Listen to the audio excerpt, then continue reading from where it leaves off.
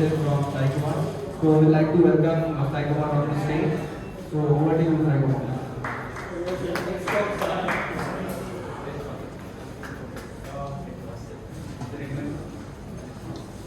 Am I audible without the mic?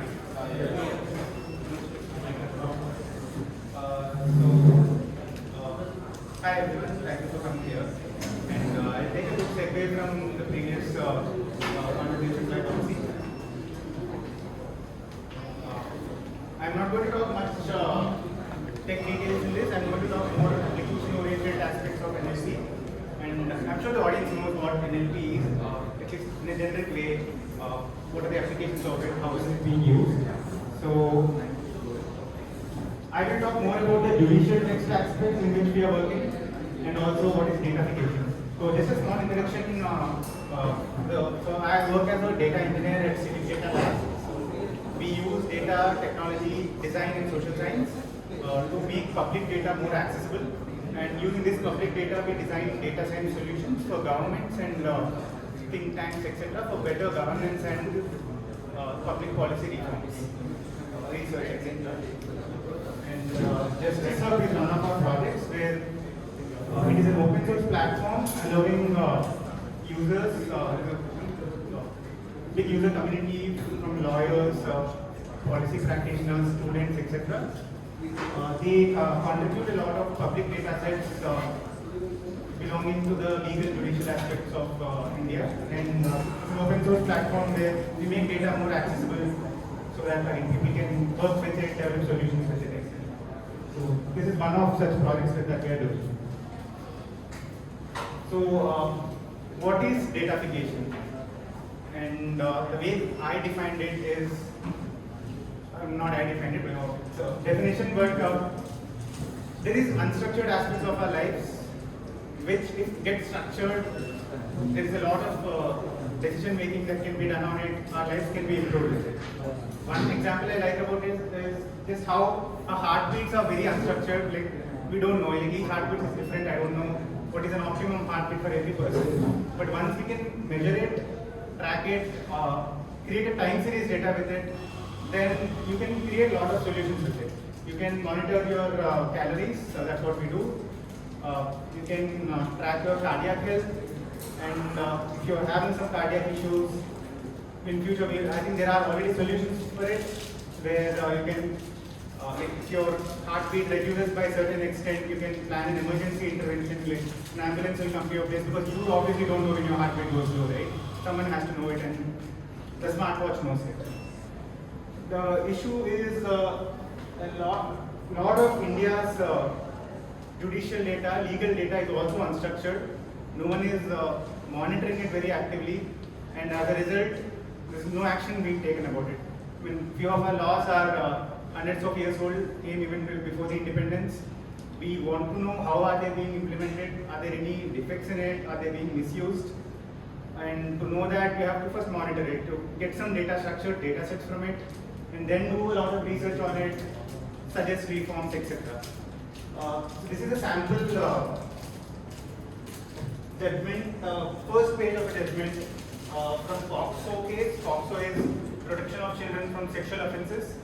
It has been 10 years since the Act has been in existence now.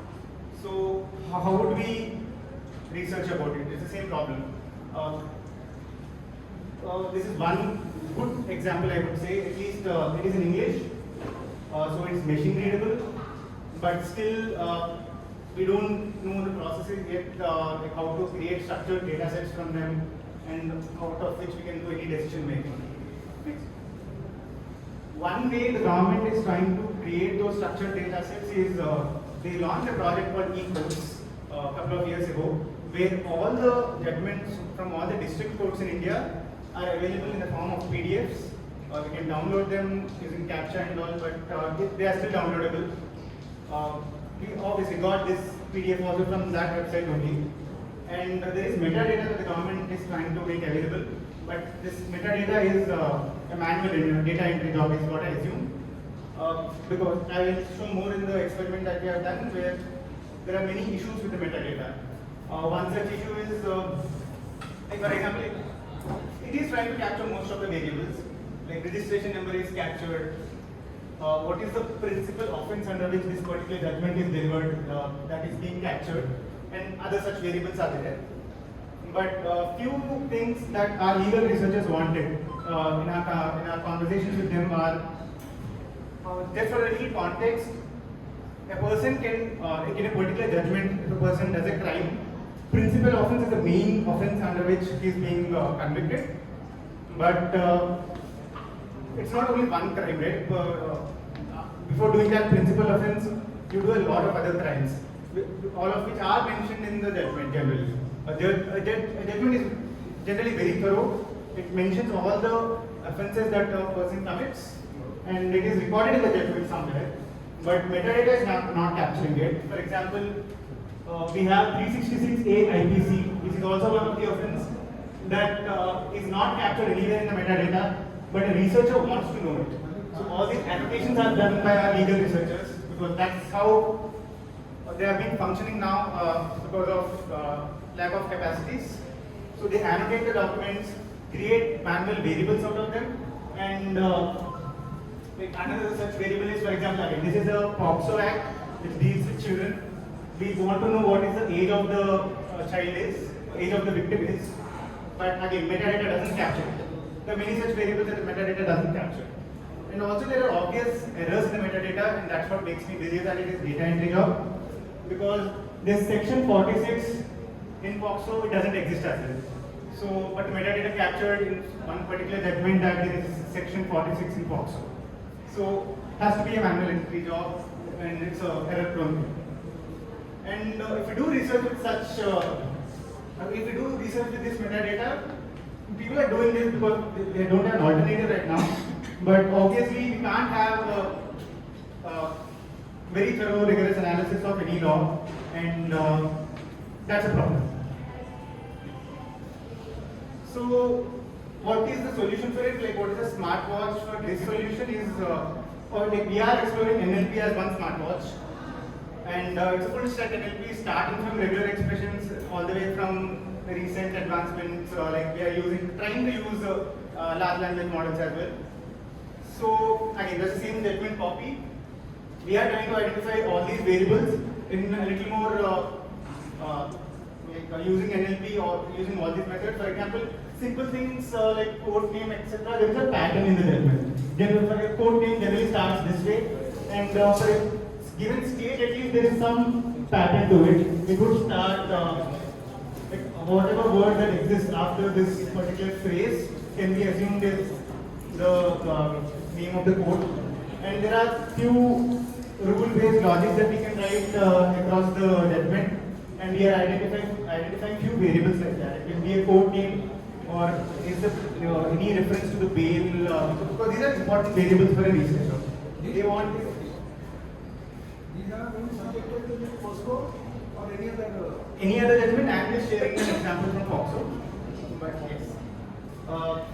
A few entities in the judgment are a little more advanced. They are not capturable by regular expressions. Again, going back to a researcher wants to know what all sections of a particular act are being mentioned in the judgment, be it POCSO, IPC, etc. They are not generally easy to be found by regular expression because they could be written in various ways in any judgment. It's not easy to find a pattern to it. So OpenAI is a open source NLP model it's developed by a couple of co-creators. ThoughtWorks is one. We have a person who worked on the team here. ThoughtWorks is one. 8-Step Foundation in Bangalore, and a couple of other co-creators have developed this model. It's an open source NLP model. Currently, it has a named entity recognition in it. It has a summarization model, which is another field in NLP. So we are trying to use NER to get few of the other challenging variables from each judgment. Could be statutes, names of the petitioners, and they have 14 such entities worked upon so far. And we are also trying to use GPT models to get even more challenging variables. So a small experiment we did was, again, I just fed in the judgment, sample judgment into GPT and asked, what is the age of the victim. And for now, it is giving me that, the age of the victim is 16 years old. but I have to still test it and see how effective the model is. And there are also obvious privacy concerns if I use GPT because it is taking the data, and POXO judgment can be sensitive data as well. And also relationship between perpetrator and the victim. For example, again in POXO, a hypothesis is that the victim is the person who commits the crime is generally close family or an extended family person for the victim. So this is a general hypothesis, and to test such hypothesis, and that's what the decision-making aspect is. There are various hypotheses for each law, and to test these things, we need some data sets for it. We have to do a lot of academic studies on each of these laws. There are a lot of legal tech applications. I have studied a lot of applications recently in US, etc., where there are document reviews that are being done, lawyer assistance applications that are being developed, etc. So there are applications over there, lawyers assistance. The data can be used by lawyers in their litigation, in their practice, in various ways that we cannot think of yet. And obviously policy reforms. We are using all this. We do some research, write policy reports, try to ask or advocate for any reforms on POXO or any other law. And this is the approach. We need that data for that. So I'm going to share about a small experiment that we did. Now there is an OpenAI model. It is a recent model. A lot of applications are not yet built on it, so we wanted to check how good the model is in extracting variables that are important to us. The experiment is of our objective was small. We just wanted to see what are the OpenAI model is able to pick relevant POXO sections. We are not targeting any other variable, only POXO sections that are relevant POXO sections from a particular judgment. Relevant in a sense that, again, small context into how a judgment is generally delivered. A judge generally might refer to some other judgment as well when he gives a judgment. So there might be an instance where delivering a judgment and refers to some other judgment where a POXO section is also mentioned. So if we apply the OpenAI model on that, the problem is that it might pick up those POXO judgments as well, which are not relevant to a legal researcher. We only want those judgments that are very particular to pertinent to that particular sections in that particular judgment. So that is how we define the relevant POXO section, and our objective was to see if the entire NLP, whatever NLP stack that we are using, is helpful in extracting those variables in a way that it is better than metadata at least. So what we did, we selected the state of Assam because we have, as a firm, we were very familiar with the context of Assam, the public data ecosystem in Assam. We selected 1,764 POXO judgments which were disposed. Basically, a judgment was given in those judgments between 2017 and 19, out of which we selected 4 districts from where most of the judgments are delivered, which was also because a district that gives more judgments on a particular case generally has some standards sorted out, and there is some similarity in our sample judgments. It is easy to check how good the model is functioning as well. So we selected 672 cases from there, and then we selected a small sample of 51 judgments belonging to a dominant case type. In each case has a case type, and we wanted to select only dominant ones because I think there is some similarity in the way judgments are delivered. So we selected those 51 cases. Primarily used OpenAI and regular expressions to extract the variables, clean it, etc. And again, the objective was to identify those relevant POXO sections in each judgment. I've written a detailed blog about it, and you can probably scan it if you want to read about it. It also has links to other GitHub repositories and codes available. So, what are the results of the experiment? We found that in about 20 judgments out of the 51, our approach using all the NLP pipelines and all, we were able to extract much more exhaustive list of POXO sections than what metadata had, than what was available on the website. And this is an interesting insight for us because now we know that what all offences are being actually committed. If we do the same thing across all POXO judgments in India, we will actually know what all offences are being done, we can also like hypothesize a lot of studies. What are the pathways of the crime? Like now we know that there is a principal offense, some big crime that is being committed. But what are the pathways? Like there could be some other smaller crime that is done first, which actually graduates to become a bigger crime. But we don't know the pathway right now because that is not yet captured. All such interesting studies can be done if we have that exhaustive list of POCSO sections. So it is validated for us that okay, in 20 out of 51 judgments we found that it is better.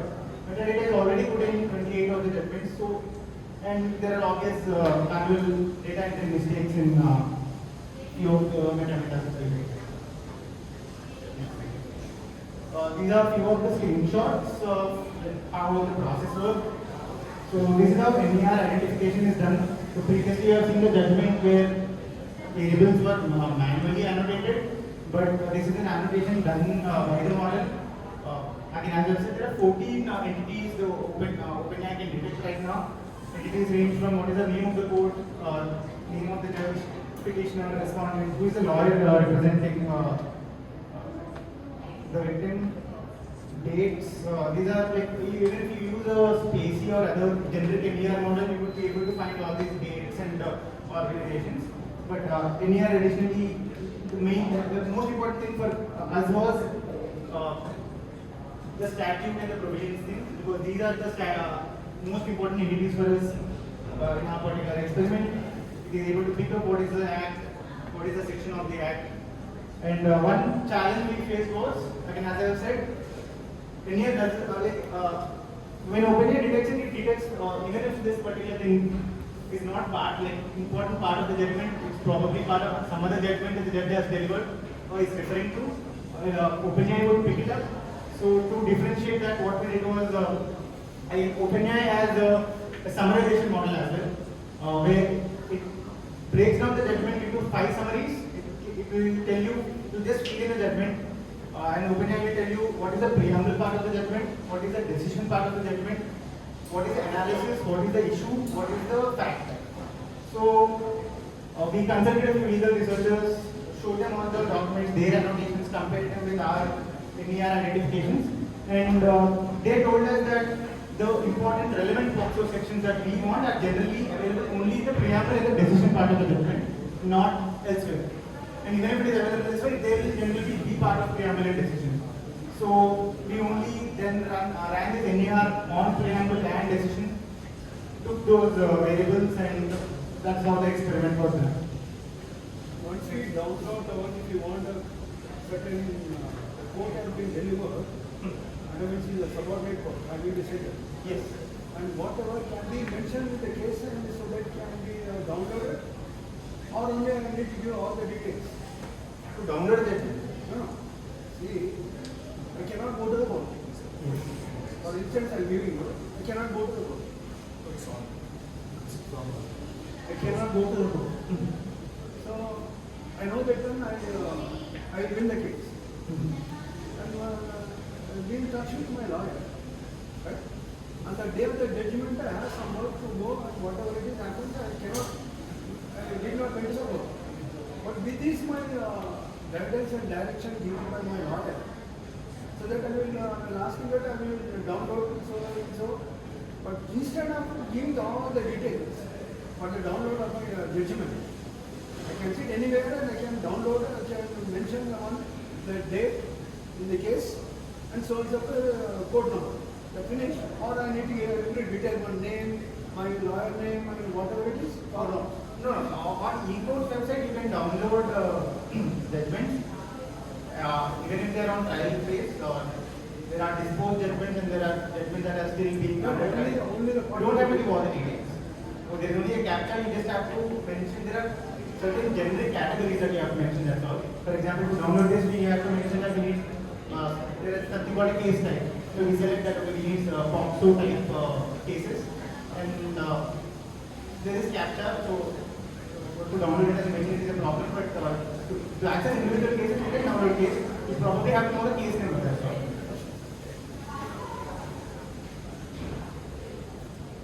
So this is our experiment, and what we are planning to do now is extend this. The experiment was a small one. 51 cases of POXO. We have already worked on POXO before in Assam and other states. But the laws that deal with the protection of children, there are 4 primary laws in India that deal with the protection of children. There is POXO dealing with sexual offences, there is Child Labour Act, there is child marriages, and there is juvenile justice. And there are thousands, if not lakhs. This is only for a small data activation time. These numbers are between 2016 and 22.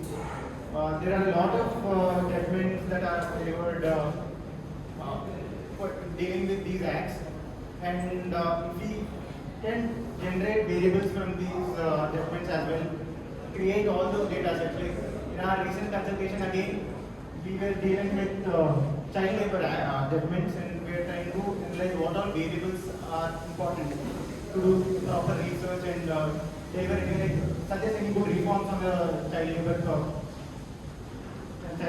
Prohibition Act. Our legal researchers, Info is the organization we work with, they are our legal research partners.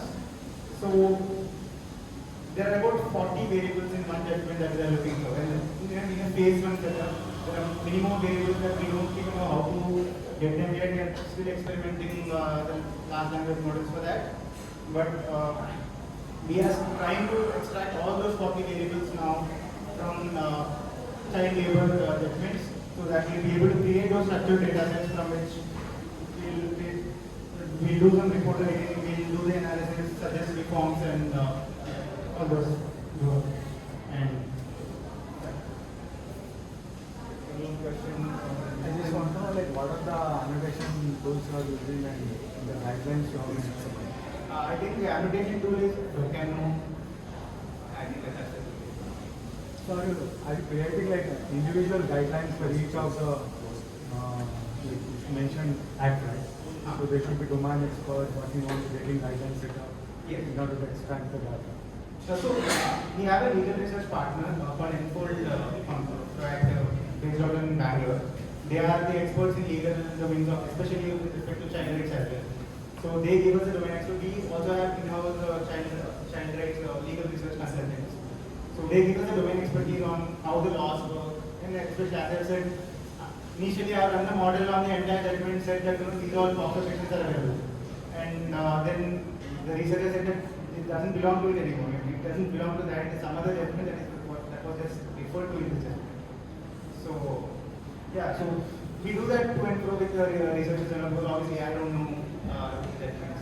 You should also have some kind of in-house researchers to check the biases in the data, or each person has their other opinion, right?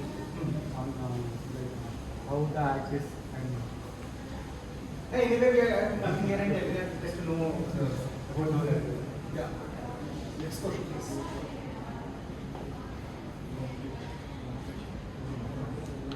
I have a question. Yes. Yeah.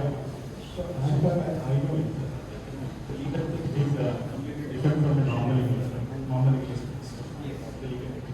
So generally, what sort of basic ideas or benchmarks do you consider about building Indian legal departments? So are you talking about developing of the model, NLP model, or So generally, my question is like, what sort of ideas, ideas or benchmarks do you take as an expectation while building NLP solution, legal solutions? okay? So I really can't comment about the development of the model because there are other teams that have worked on development of the model. But I read through the documentation, and from that I can understand that there are a lot of legal students itself, students who belong to from the national law institutes of the country, and they are the ones who annotated the documents. So I'm assuming that that issue is somewhat solved on their end over here. From our end, I agree that language is different here. And first of all, we are not yet venturing into vernacular judgments, because I think in a lot of states, district courts are still delivering, and for right reasons, they deliver judgments in local languages and without any translation in English. So we are trying to use this NLP model, Bhashi, which translates Indian language into English. We are trying to use that, but we are still facing issues because again, language is an issue. It might be helpful in translating a normal language into English, but legal language, so we have to experiment that. But otherwise, we had talked to legal researchers a lot, and if there are any mistakes in the model results, and that's why the experiment is only started at 50 judgments only, because we want to do a manual review of each judgment again. And it was all the 50 judgments that were done by the machine were manually reviewed by a legal researcher as well, and that was how we started working. Thanks.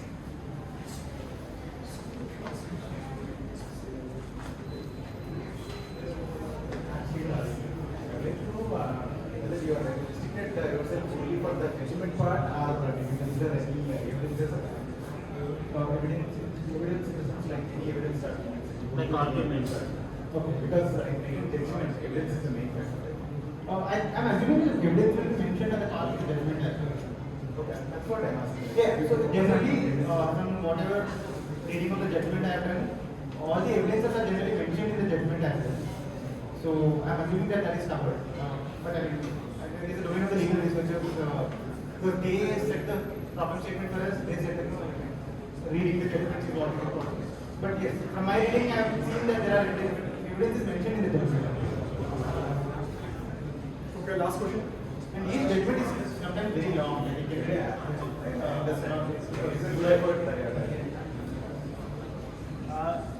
my question is whether you are looking at only the boxo type of judgment or some other type of judgment also.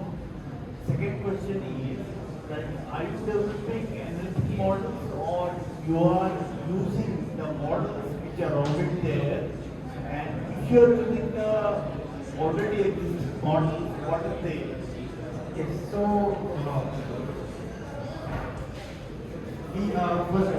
first question, we are working on all child loss and impact. POXO we have already worked on. We have extracted the data sets from POXO. Right now we are working on child labor, child marriages and juvenile justice. That is our target for this year. And the second one, we are not developing a model yet. We are using this OpenAI, which is an open source model developed by a couple of firms.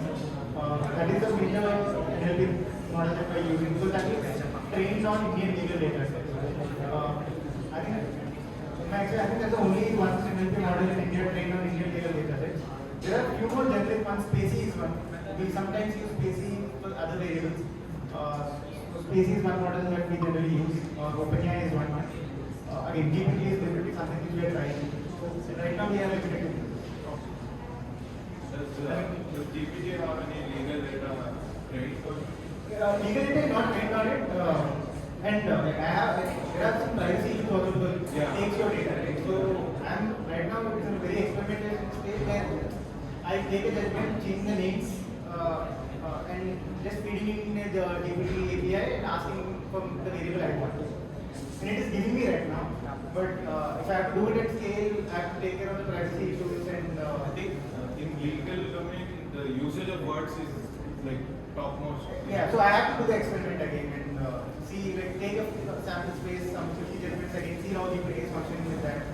And if it is able to give me the variable, then I should think of how can I integrate it in the, like when we do it across judgments and privacy, I'm scared of that when I use I don't think it will be an issue. Just the key person is that data and then you can use it. judgment. Because anyway it's in public domain, so much. Yeah. If they want to use it, they can use it. Okay, time out. So let's start Sai-Kri's wonderful talk. If you have any questions, I do have a lot of questions.